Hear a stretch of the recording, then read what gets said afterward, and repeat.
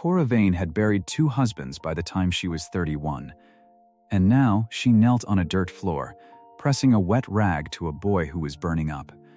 11 cents in a tin on the shelf. A doctor 8 miles off she could not pay. That was the whole of what she owned against the thing that was trying to take her son. The land agent had left his paper on her table 3 weeks back. 40 days to pay $92 or lose the ground under her feet. He'd smiled when he said it. A woman alone can't work this ground anyhow. Mrs. Vane, 2 things a person could lose in one breath. Her home, her boy, and $92 stood between her and both. Then, across the valley, at the last light of a cold day, a rancher no one in Kestrel Bend could read reined in at her gate, a man they called Cold, a man who kept his own counsel and his own grief. He looked at that little house with the sick child in it, and he turned to the rider beside him and said one word. Ride. Nobody yet knew why a stranger would spend his own coin on another woman's child. If you believe love is built with 2 pairs of hands, this story is for you. Before we go on, if these stories mean something to you, take a second and subscribe so you don't miss the next one. And do me a kindness. Comment the town you're watching from. I want to see how far this story travels, from wherever you are into whatever kitchen you're sitting in right now. Now, let me take you back to the beginning. Kestrel Bend sat in a fold of the Montana Territory, where the grass ran gold in the fall and the wind never fully quit. It was 1878. The rail hadn't come yet, though men talked about it the way they talked about weather they couldn't stop. The town was a church, a store, a smithy, and a scatter of homesteads pinned to the land by nothing but stubbornness. Cora Vane's quarter section sat at the far edge of the valley, where the good ground thinned into rock and the wind hit first. She'd come to it young. She'd come to it twice a bride and twice a widow. The first was Thomas. A river took him. High water at a spring crossing, and the wagon went, and he went with it, trying to save a team of horses that weren't worth his life. She was 24. She learned that year that the ground doesn't stop needing you just because your heart has quit. There were cows to milk. There was a garden that didn't care. The second was Elias. He'd been steady where Thomas was wild. He bought this quarter section on a note, meaning to work it clear in 5 good years. He got one. A winter lung sickness took him 8 months back, coughing in the bed she still slept in alone. He left her the land. He left her the note. He left her a boy who wasn't even his by blood, but who called him Pa all the same. That was Wesley. She had Wesley from Thomas. 7 years old now, bright as a struck match. He had his father's hands, quick and always moving, and he'd taken to whittling the way some children take to singing. There was always a small pile of pale shavings by the stove where he sat, always a knife in his fist and a scrap of soft pine, and that furrow between his brows that meant he was somewhere else entirely, somewhere inside the wood, seeing a shape only he could see. He was carving a horse. He'd been at it for weeks. A little horse, no bigger than his own hand, with a proud arch to its neck and legs he couldn't quite get right. He'd whittle and frown and set it down and pick it up again the next evening. The legs gave him trouble. "They keep coming out wrong, Ma," he told her once, holding it up in the firelight. "One's always shorter. You'll get it," she said. "When? When you've done it enough times to know how." He'd nodded like that was a real answer, set it on the shelf next to the tin with the 11 cents in it, and gone back to it the next night. And the next, that stubborn little horse that couldn't quite stand up on its own. Cora watched him do it and felt something in her chest she didn't have a name for. He was her whole world, that boy, not a piece of it. All of it. When Elias died, she'd stood at the grave dry-eyed, because there was a child at her side who'd already lost 2 fathers and did not need to watch his mother come apart. She'd made herself a wall that winter. And the boy was what she'd built the wall to protect. The valley pitied her. She knew that. She could feel it in the way the women's voices dropped when she came into the store, the way they were kind in that careful manner people use around something broken. Twice widowed. Alone out there. That poor Vane woman. She hated it more than she hated the work, and the work was endless. She would rather have been feared than pitied. She'd rather have owed no one a single thing, not a kindness, not a look, not a cup of borrowed sugar, because in Cora Vane's ledger, every kindness was a debt. And every debt came due. Her second husband had taught her that, without meaning to. A note came due. And here she was. It was the tail end of the fever season when it found her house. She should have seen it sooner. It had been moving through the valley all that cold autumn, the way it did most years, emptying a home here, a home there. The season sickness, folks called it. It came with the first hard frosts, and it took the very young and the very old, and some years, whoever it pleased. She'd kept Wesley close, kept him warm, boiled his water, done everything a body could do, and still she woke in the black of a morning to the sound of his breathing gone wrong. She knew it before her feet hit the cold floor. There's a sound a fever makes in a child, a thickness, a hurry. She had the lamp lit before she was fully awake, and when she put her lips to his forehead, the way her own mother had done, the way every mother learns, because your lip reads a fever truer than your hand ever will, she felt the heat come off him like a stove lid. Wesley, she kept her voice level. Wesley, look at me. His eyes opened, glassy and far away. I'm cold, Ma. He was burning and he was cold. She knew what that meant. She'd felt that same wrongness once before, in a different bed, with a grown man she couldn't save. She did not let herself think about that. She wet a rag in the water bucket and folded it and laid it on his brow. She built the fire up. She got broth into him, a spoon at a time, most of it running back out the corner of his mouth. And she knelt there on the packed dirt floor as the window went from black to gray, doing the small useless things a person does when the big thing is out of reach. By full light, his fever hadn't broke. It had climbed.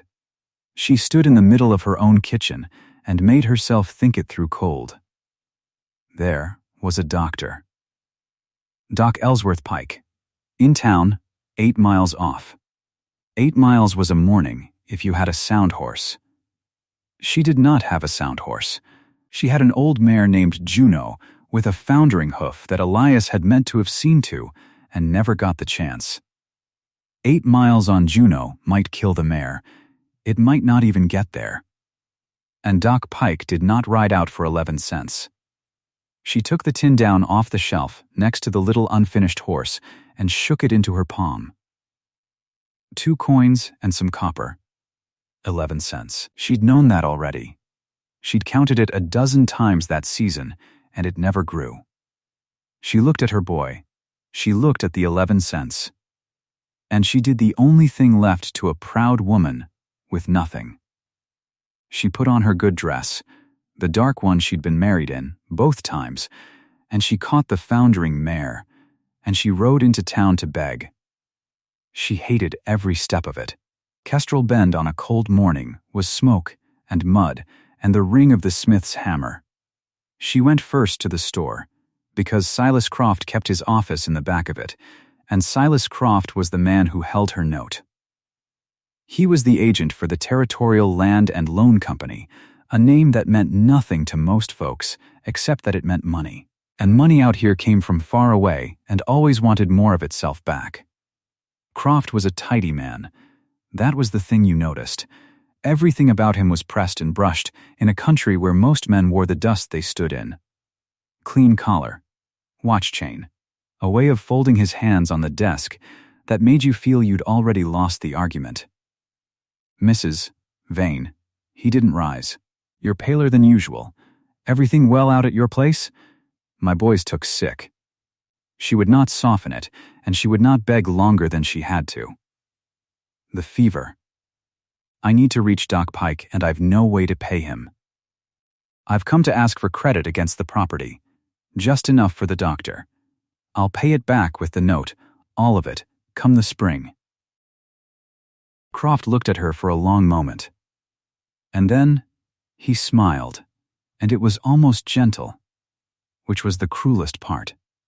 "Mrs. Vane, I'll speak to you plainly, because I think you're a woman who prefers it. The company doesn't extend credit against ground it expects to be holding itself in." He glanced at a paper on his desk, though he didn't need to. 38 days. "Your note comes due in 38 days. $92.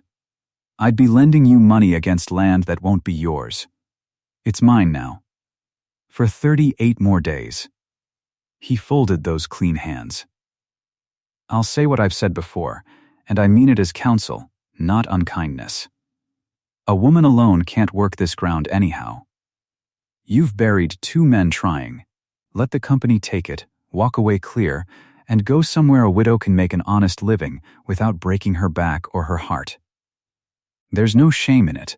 There's a sick child in that house. All the more reason."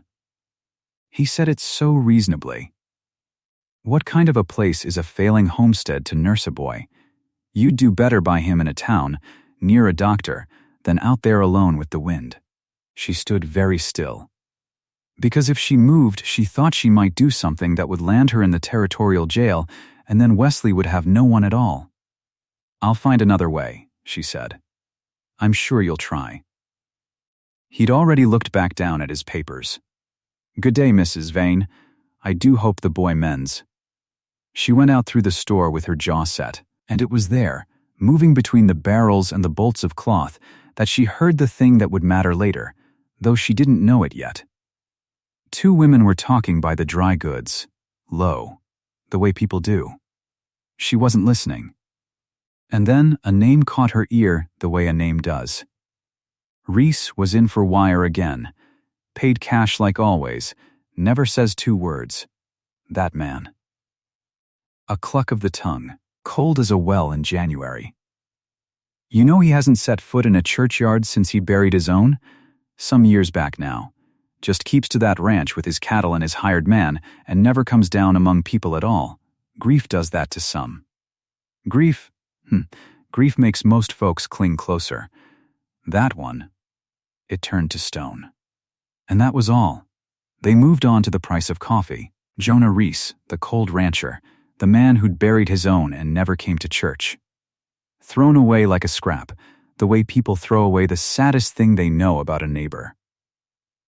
Cora barely marked it. She had her own dead to carry, and her own boy dying, and no room in her for a stranger's sorrows. She marked it just enough to remember. That was all it took. She was at the door when Reverend Amos Teal caught her.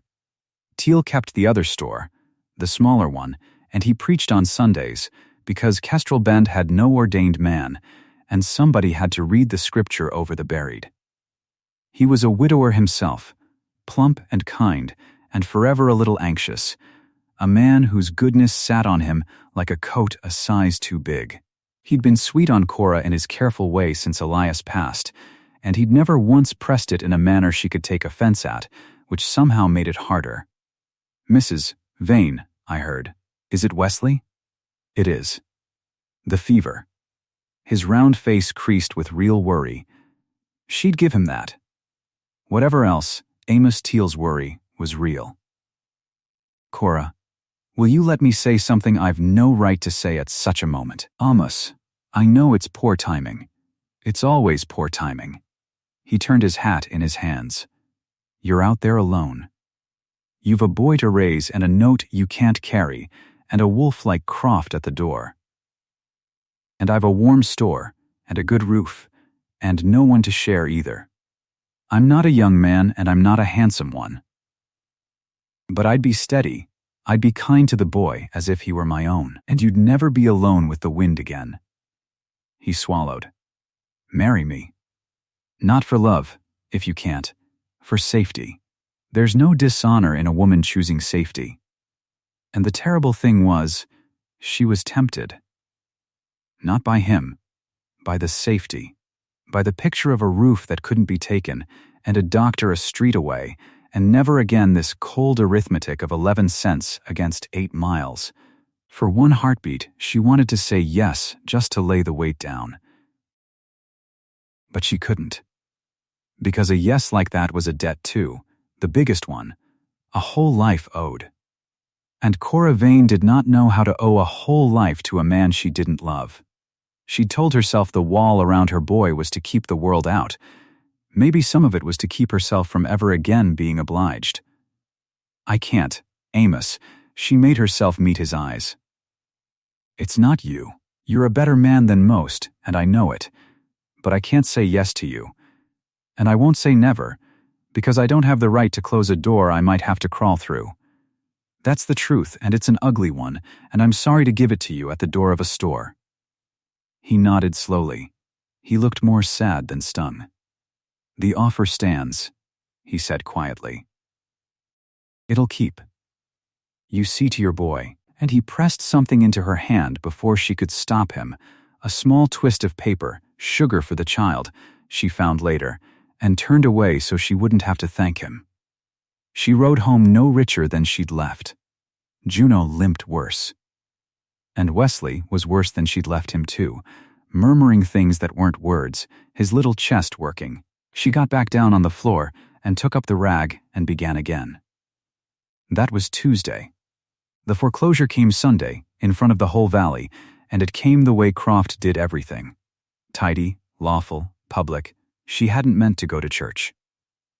But there was a thing at the back of her mind that said, if she stopped moving, if she just sat in that house, watching the boy burn, she would break. And a broken woman is no use to a sick child.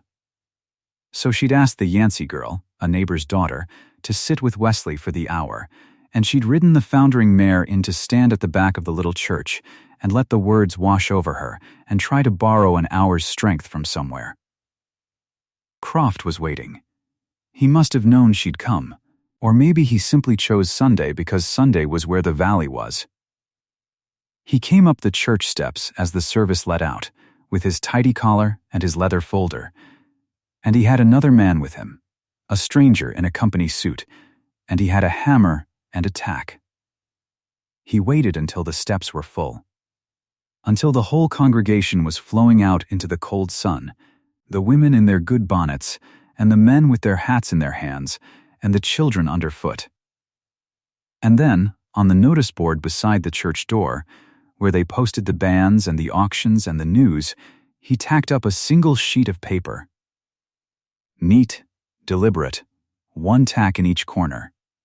And he read it aloud, because not everyone could read. Notice of foreclosure, he said, in a voice pitched to Carrie.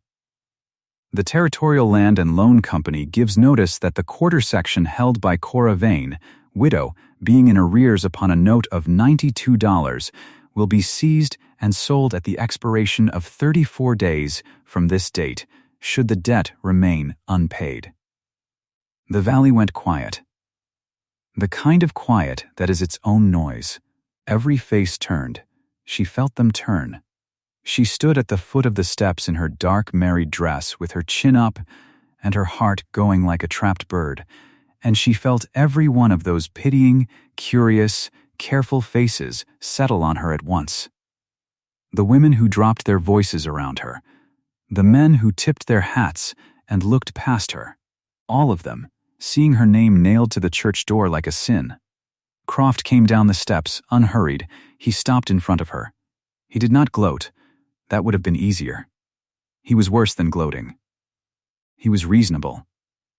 I'd have spared you the manner of it if I could, Mrs. Vane, he said, low. But not so low the front rows couldn't hear.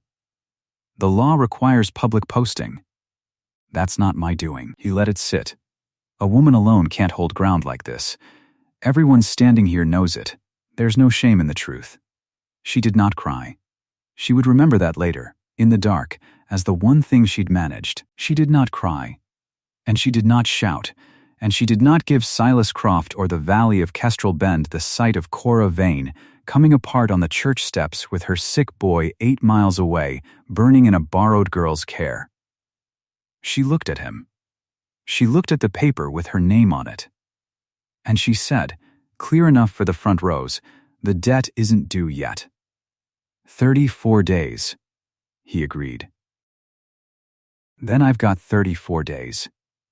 And she turned and walked to her mare, through that ring of faces, with her back straight, and if her hands shook on the reins, nobody was close enough to see. She almost missed him. At the very edge of the churchyard, back where the horses were tied, under the bare cottonwood, a man sat a big blood bay horse, and did not dismount, and did not come in. A big man, still, weathered, with a face that gave up nothing at all. He wasn't part of the congregation. He hadn't come for the sermon. He'd come for wire or salt or whatever brought him down off his mountain that day, and he'd stopped, apart, the way he did everything apart. And he was watching. Not the crowd, her. He was watching Cora Vane walk through the ring of faces with her name on the door, and something moved behind that still face and was gone before she could read it. She didn't know him, but she knew of him now. The cold rancher, the one who'd buried his own and never came among people. Their eyes met for the length of a breath. He didn't nod. He didn't touch his hat. He just looked, and there was no pity in it, which was the first thing anyone had given her all week that didn't taste like pity. Then he reined the bay around and rode up the valley, away from the town, alone. She thought no more about him. She had a boy to get back to. That night the fever won a mile of ground. Wesley stopped knowing her. That was the worst of it. He'd been muddled for days, drifting. But that night he cried out for people who weren't there and called her by no name at all, and his skin was so hot it frightened her to touch it, and the rag she wrung out went warm the instant it lay on his brow. She stripped his blankets and then piled them back when he shook. She got water into him drop by drop.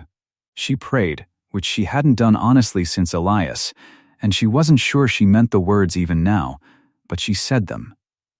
By midnight, she knew she could not wait for the note or the money or her pride. If she didn't get the doctor, the boy would die. It was that plain. She saddled Juno in the dark by feel, her fingers stupid with cold. The mare's bad hoof was worse. She could feel the heat in it, the hitch, but there was no other horse and no other choice.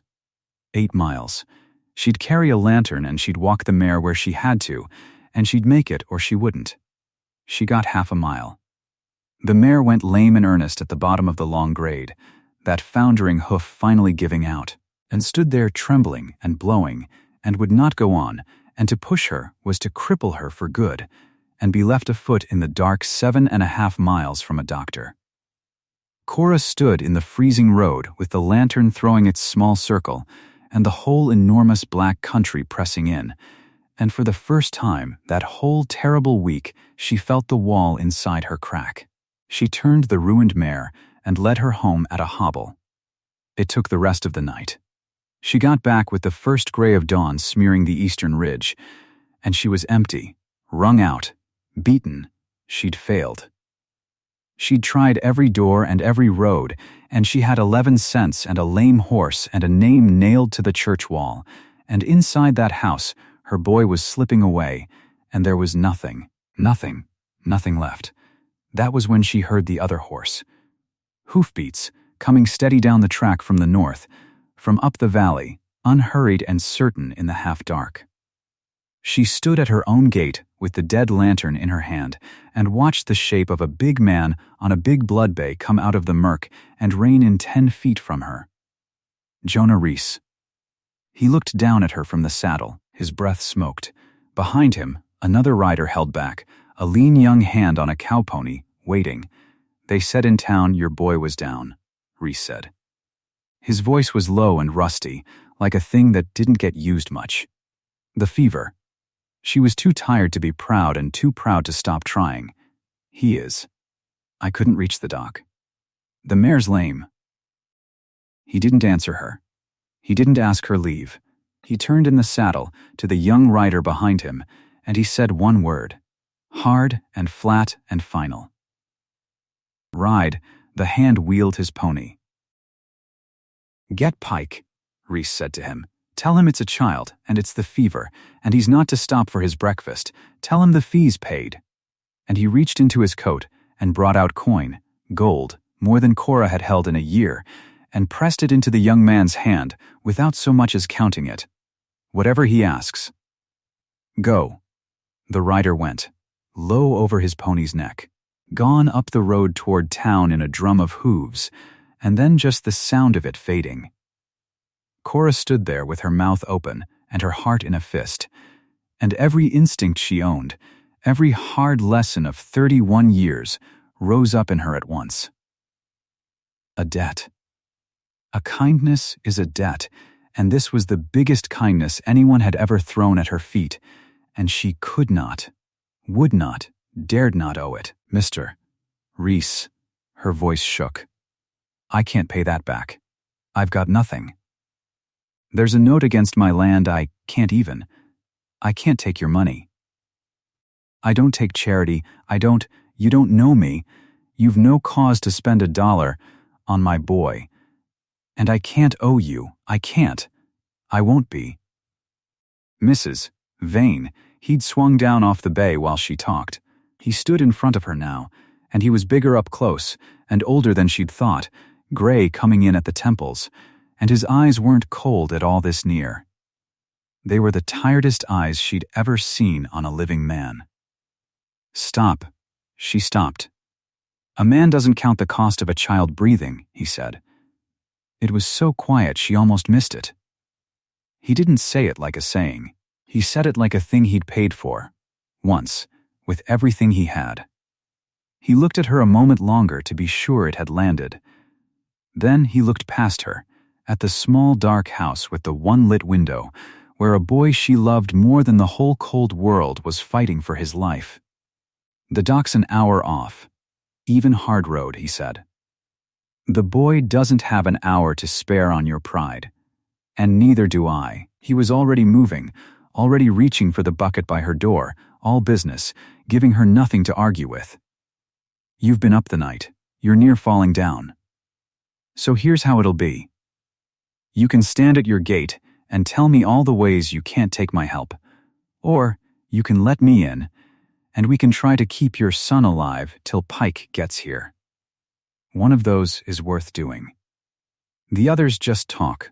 And Cora Vane stood on the threshold of her own home, at the bottom of everything, with nothing left and a stranger's gold already galloping toward the doctor and a boy burning behind the door, and she made the choice that would remake the rest of her life. She let the wall down. Just enough. Just this once. She stepped back and opened the door. "Then come in," she said, and she put the water bucket in his hands and the wet rag in his hands, and her voice broke clean in two on the words she never gave anyone. "Then help me keep him alive." He came in without a word.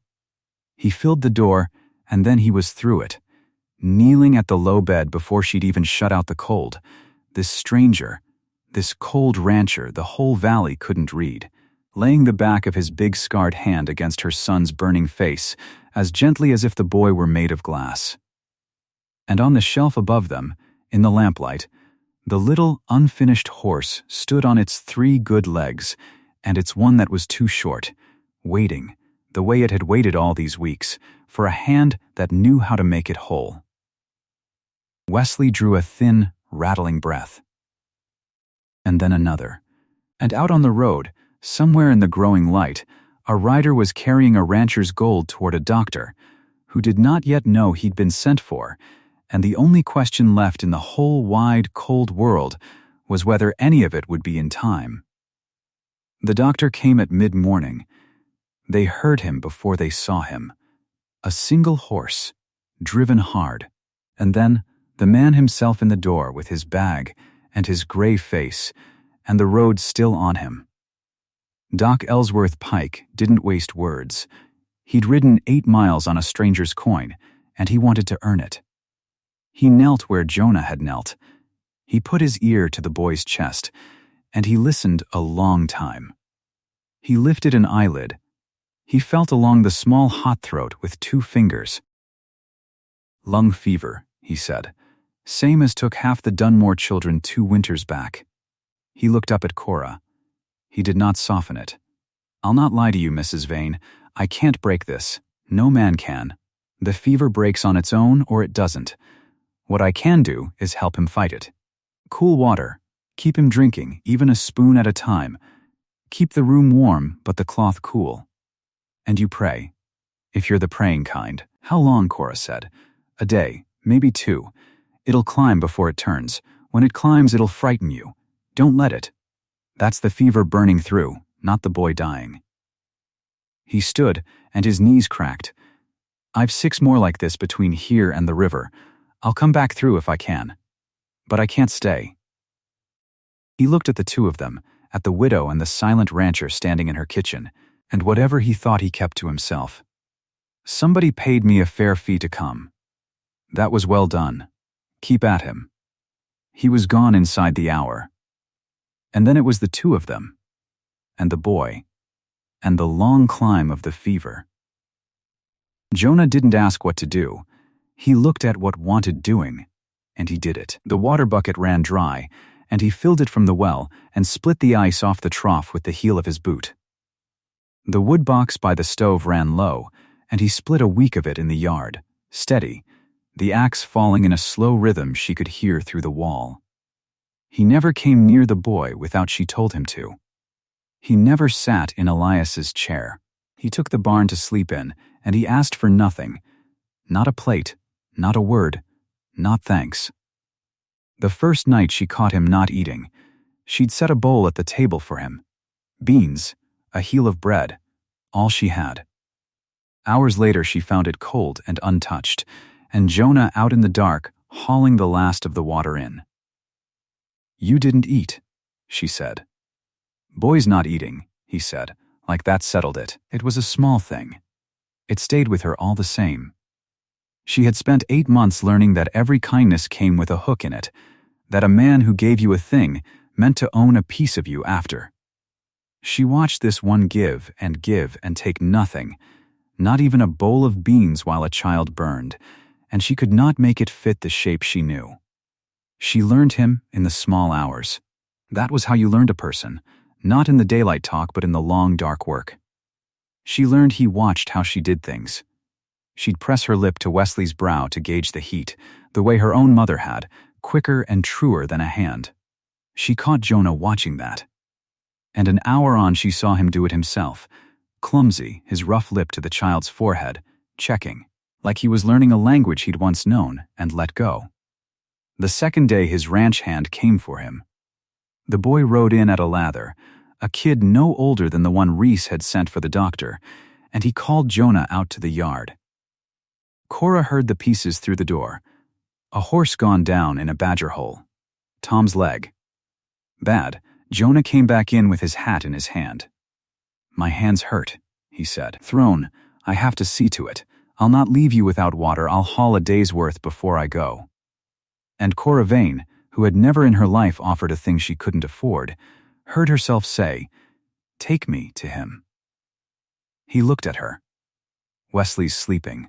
The Yancey girl, I'll sit an hour. A thrown man wants a woman's hands as much as a sick boy does, and I've set more bones than you have. She was already reaching for her shawl. You paid my doctor. I'll not sit here counting it like a debt while your man bleeds. That's not. Her voice caught on the shape of it, this thing she was doing. That's not how it ought to go.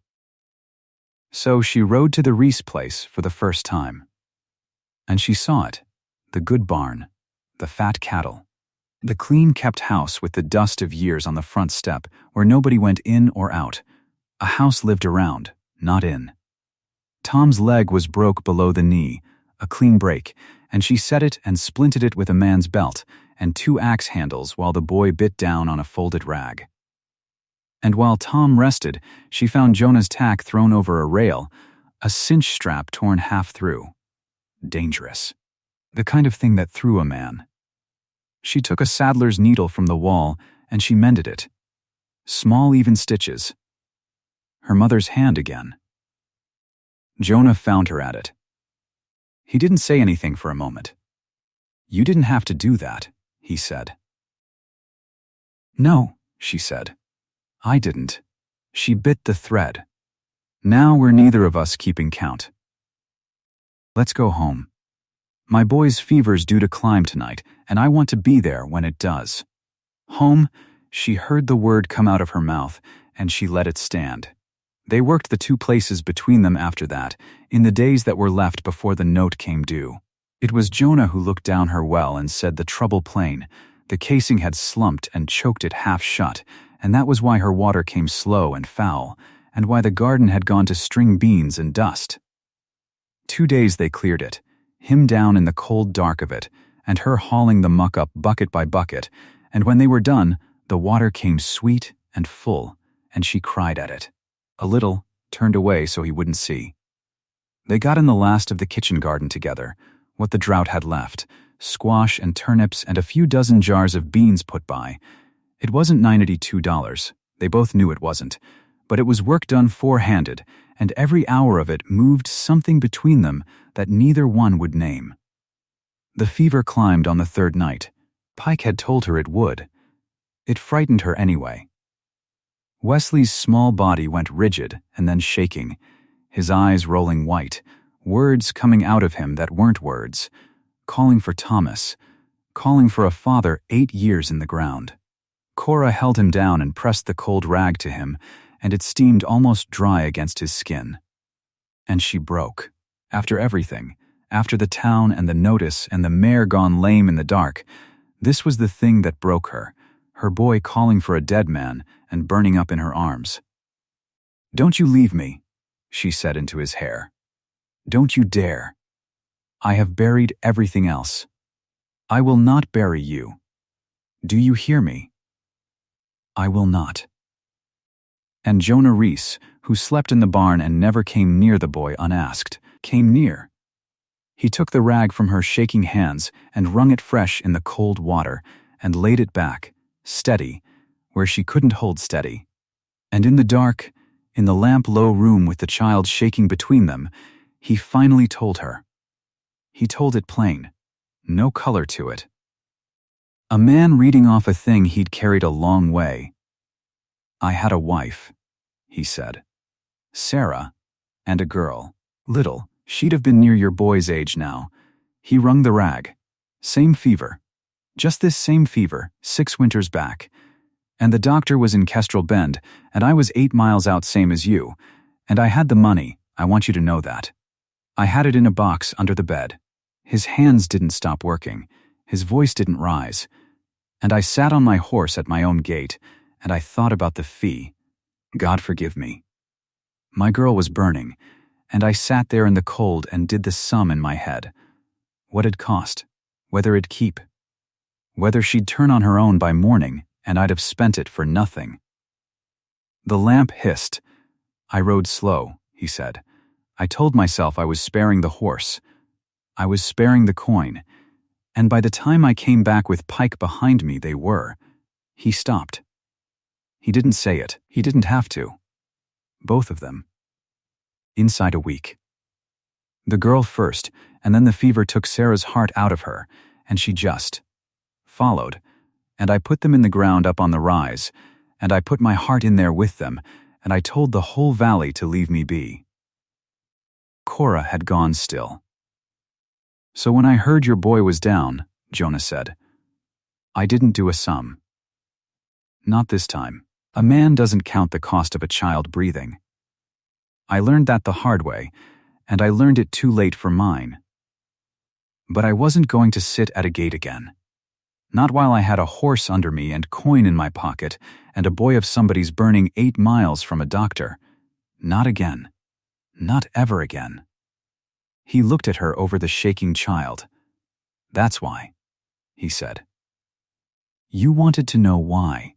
That's the whole of it. I don't have a claim on you and I'm not making one. I just wasn't going to let it happen twice while I stood by." And Cora Vane understood that the coldest man in the valley was the man who had loved the most and lost it, and had built a wall around the ruin because he thought he had forfeited the right to build anything else. She reached across her son. She put her hand over his working hand and stilled it. "Then finish the horse," she said. He looked at her. She nodded up at the shelf, at the little carved thing standing there on its 3 good legs and its 1 too short. "Wesley's been at it for weeks. Can't get the last leg right. It's the only thing in this house that's his own." Her voice shook. "You told me you never got to finish anything for your girl. So finish this one. Finish it for a boy who's going to live to ride it. Because he is. He's going to live." Jonah took the little horse down off the shelf. He took out his knife. And in the lamplight, with the fever burning and the long night going, the cold rancher whittled the last leg true. Slow and careful, curls of pale wood falling on the boy's blanket, the way he had never once gotten to do for the daughter he'd ridden too slow to save. And when it was done, he set it whole and standing on the shelf above the child, all 4 legs true, ready to be ridden. And near dawn the fever broke. It went out of Wesley, all at once, the way a fire drops when the wind quits. The rigid little body went loose, and the terrible heat came off his skin in a damp, and the ragged breath eased down into the long, deep breath of true sleep.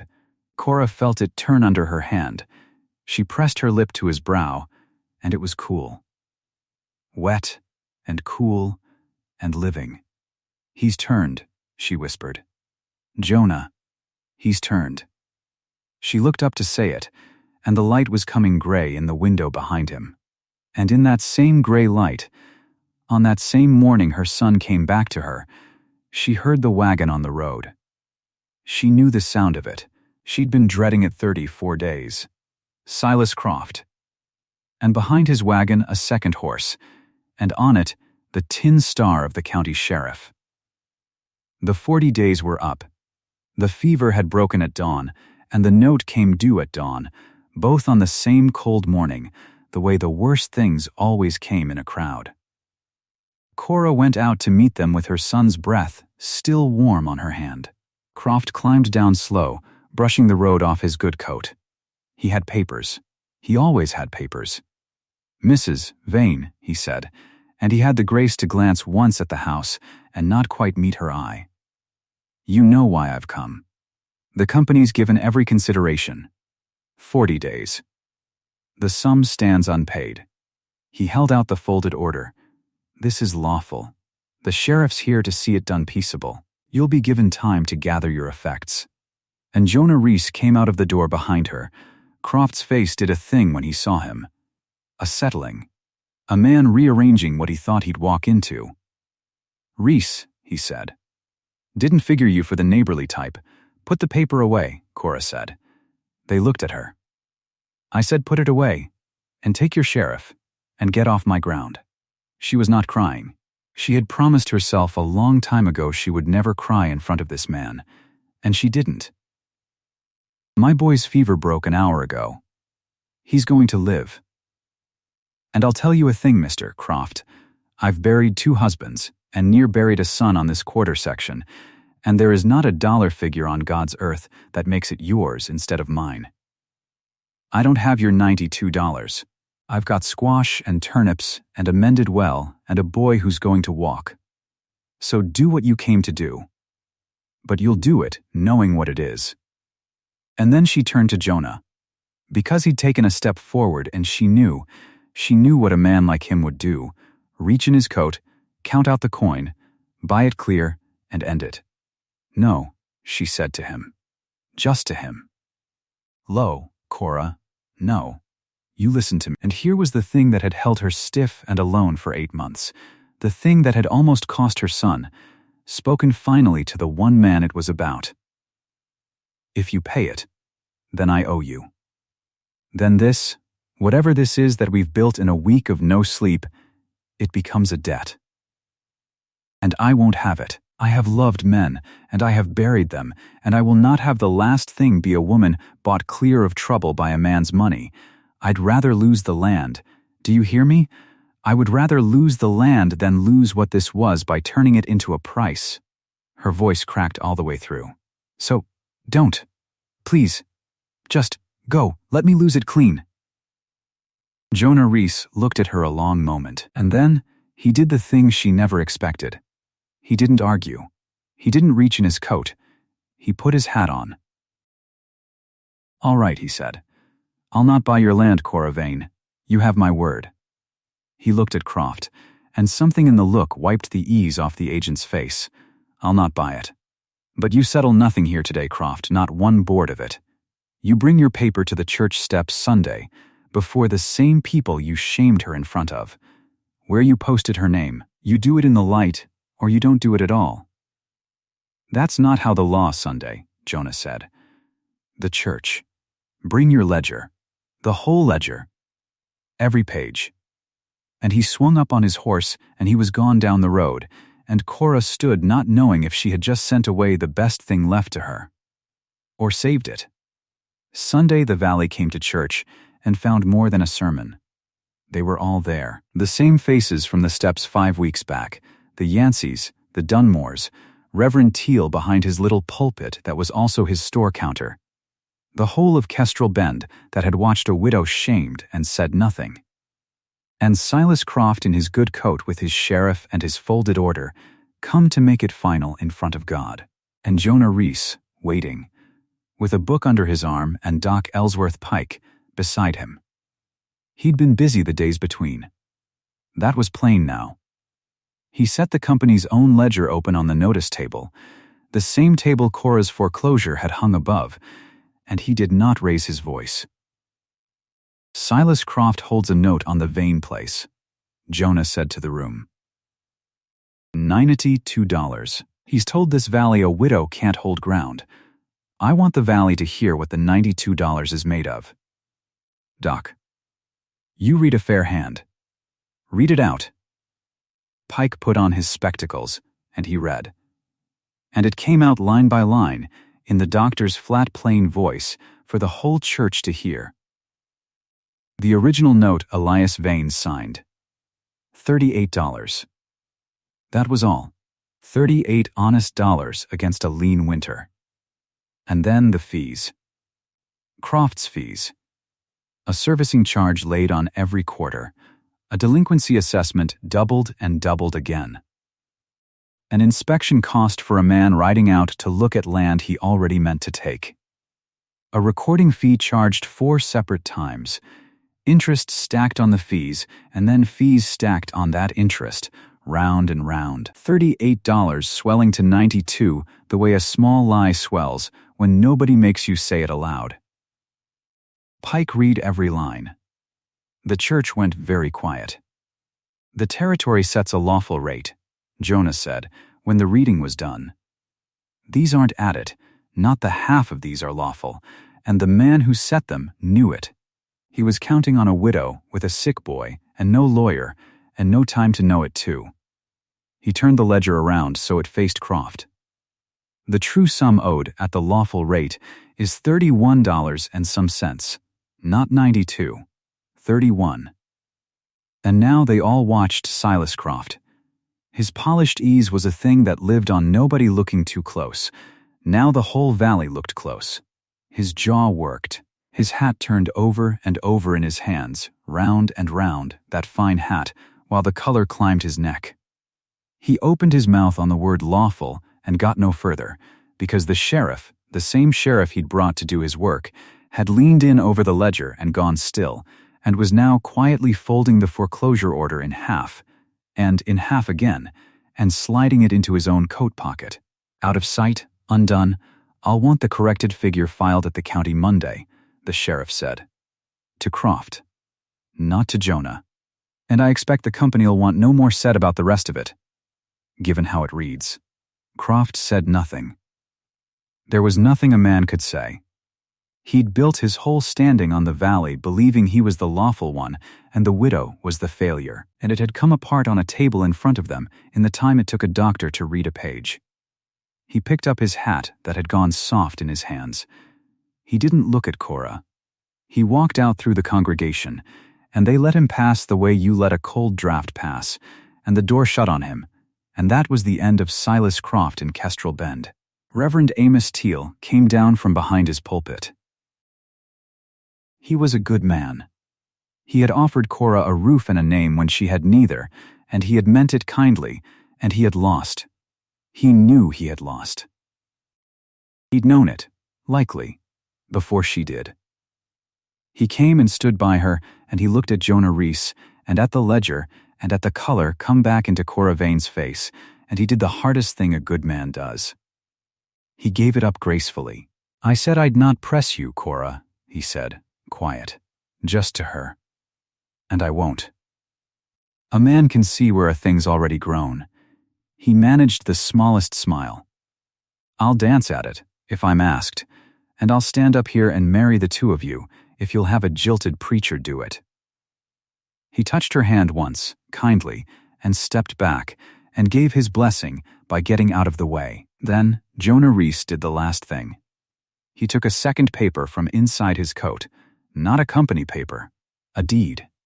He'd had the true debt cleared, $31, paid honest at the county, no more no less, and he'd had the deed drawn fresh and clean. He put it in Cora's hands, and she looked down and read the name on it. Cora Vane, sole owner. Her name and no other. Not his. Hers. "You said if I paid your note you'd owe me," Jonah said. Low. But the church was so quiet it carried to the back pew. "So I didn't pay your note.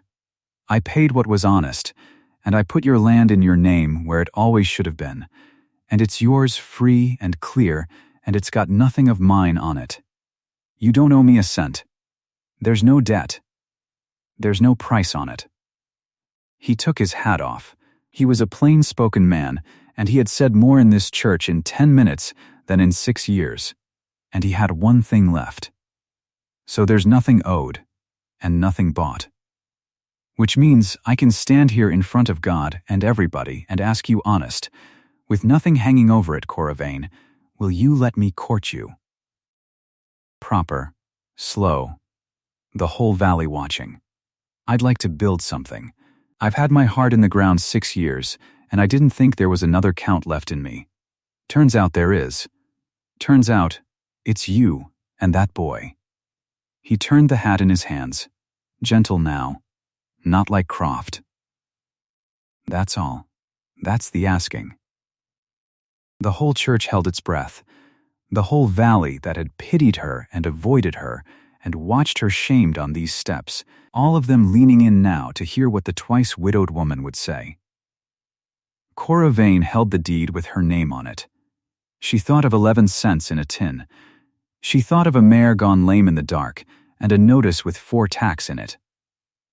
She thought of a man who wouldn't eat while her boy burned, and a wooden horse made whole in the lamplight, and a wall she'd let down just once and never wanted to put back up. She had 100 careful things she could have said. A woman who'd buried 2 husbands had earned her caution. She said, one word. Stay. That was all. The one word she had left after everything. And it was enough. And the church knew it was enough. And old Mrs. Dunmore in the 3rd pew put her face in her hands, and Reverend Teal laughed out loud once, glad and grieving both, and Doc Pike took off his spectacles and rubbed his eyes and said he had 6 calls to make and no more time for weddings that weren't started yet, which was his way of blessing it. And Wesley Vane, mended and thin and alive, tugged his mother's sleeve and asked could they go home now. He was hungry, and the whole church laughed at that. The good clean laugh of people watching something come right that they'd feared would come wrong. They were married in the spring, on the homestead, under a sky washed clean. Reverend Teal stood up and married them, as he'd promised.